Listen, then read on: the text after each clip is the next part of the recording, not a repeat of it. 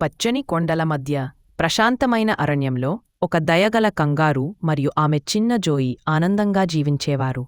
ప్రతిరోజు ఒకరోజు వారు గడ్డి తింటూ ఉండగా పొదల వెనుక ఆకలితో ఉన్న నక్కల గుంపు వారిని గమనించింది. అవి మెల్లగా చుట్టుముట్టాయి. అపాయం గ్రహించిన కంగారు వెంటనే తన జోయిని తన పొట్టలో దాచుకుని గాలి వేగంతో పరిగెత్తింది. ఆవి పరిగెత్తుతుండగా చెట్లపై ఆడుకుంటున్న కోతుల గుంపు వాటిని చూసింది.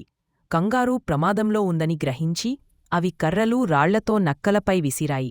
కోతుల సహాయం వల్ల కంగారు జోయి రక్షించబడ్డారు. ఆమె కృతజ్ఞతతో కోతులకు ధన్యవాదాలు తెలిపింది.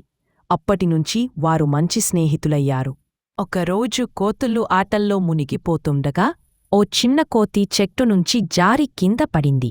కంగారు ఆ చిన్న కోతిని పొట్టలో వేసి చెరువు వద్దకు తీసుకెళ్ళింది. నీళ్లు తాగించి సేద తీరేలా చేసింది. కోతులు ఔషధ ఆకులు తెచ్చాయి. ఆకులతో మిశ్రమం తయారుచేసి గాయానికి రాశారు. కొద్దిసేపట్లో చిన్న కోతి కోలుకుని ఆనందంగా ఎగిరింది. అలా ఆ పచ్చని అడవిలో కంగారు మరియు కోతుల మధ్య అద్భుతమైన స్నేహం వికసించింది. దయ ఎప్పుడూ తిరిగి వస్తుందనే నిజం అక్కడ నిరూపితమైంది.